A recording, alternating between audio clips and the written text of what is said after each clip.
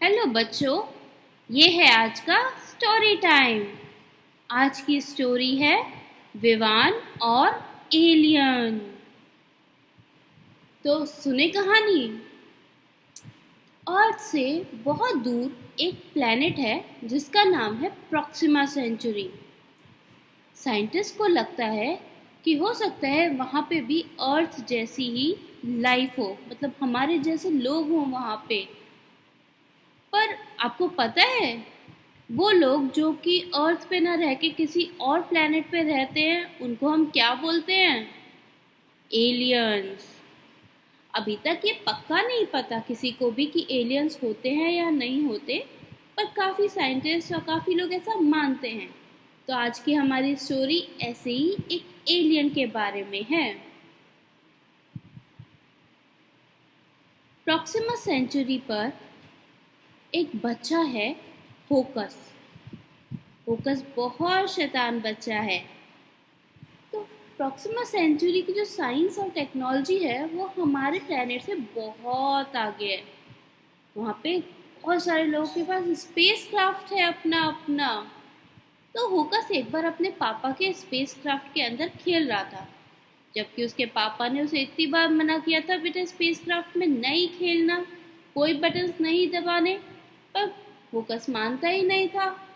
तो एक बार वो खेल रहा था और उसने खेलते खेलते कुछ ऐसे बटन दबाए कि स्पेसक्राफ्ट चलने लगा। अब फोकस डर गया। उसने बहुत ट्राई किया कि स्पेसक्राफ्ट रुक जाए, स्पेसक्राफ्ट नहीं जाए, लेकिन स्पेसक्राफ्ट चले जा रहा था।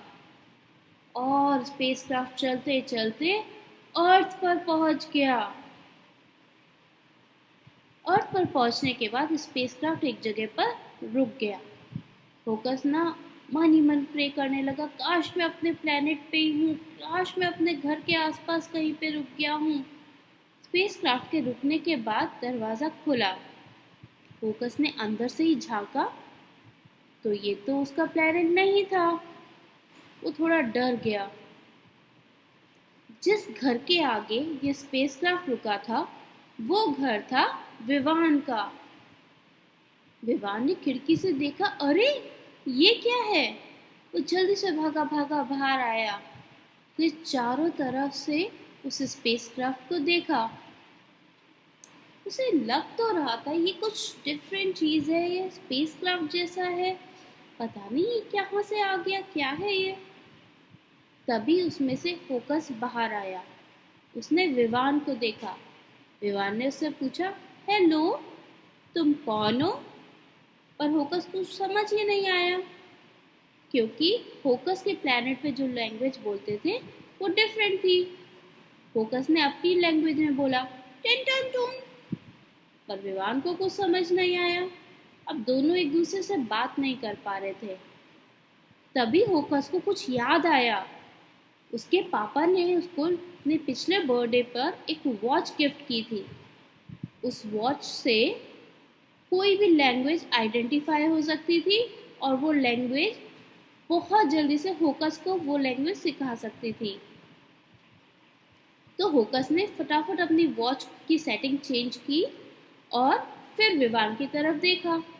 विवान ने ये देखकर फिर से फोकस से पूछा, तुम कौन हो?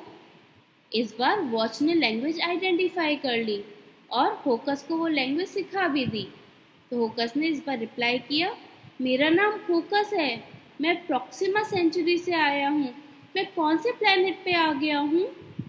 तो विवान ने कहा, तुम अर्थ पर हो। ये सुन के फोकस डर गया। हाँ, मेरे को घर वापस जाना है, मैं क्या करूँ अब? तो विवान ने सोचा अब क्या किया जाए। तो विवान ने होकस को बोला, तुम घबराओ मत, मेरे साथ आओ। विवान होकस को लेके अंदर ले आया। विवान के पापा साइंटिस्ट थे। विवान होकस को लेके जल्दी से अपने पापा के पास गया। पापा होकस को देखते ही सरप्राइज हो गए। एक बार तो उनके मन में आया कि होकस को लेके रिसर्च इंस्टीट्यूट चलता हूँ। फिर विवान ने सारी बातें पापा को बताई। विवान ने विवान के पापा ने विवान को देखा, फिर होकस को देखा, तो उन्हें लगा कि होकस भी तो छोटा बच्चा है अगर मैं उसको लेके रिसर्च इंस्टीट्यूट चला जाऊंगा या उसको घर नहीं जाने दूंगा तो कितना गलत होगा। ये सोच के पापा ने अपना माइंड फ़ौरन चेंज कर लिया। वो उनके साथ स्पेसक्राफ्ट पे आए। उनके स्पेसक्राफ्ट की टेक्नोलॉजी बहुत अच्छी थी।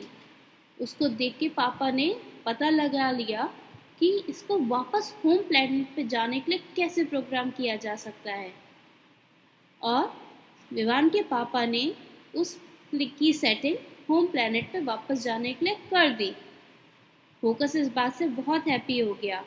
उसने विवान के पापा को थैंक यू बोला और विवान के पापा को अपने प्लेनेट के बारे में बहुत सारी बातें बताई। और विवान ने अपने प्लेनेट के बारे में भी बहुत सारी बातें फोकस को बताई ताकि उन लोगों को भी अर्थ के बारे में पता लग सके और अर्थ के बच्चों को भी प्रॉक्सिमा सेंचुरी के बारे में पता लग सके। इसके बाद फोकस को विवान ने रास्ते में खाने के लिए बहुत सारा सामान दिया और कुछ कुछ ऐसी चीज़ें दी जिससे वो लोग भी अर्थ के बारे में पता लगा सके। इसके बाद उन्हें आपस में बाय की और फोकस फिर वापस अपने घर पहुंच गया।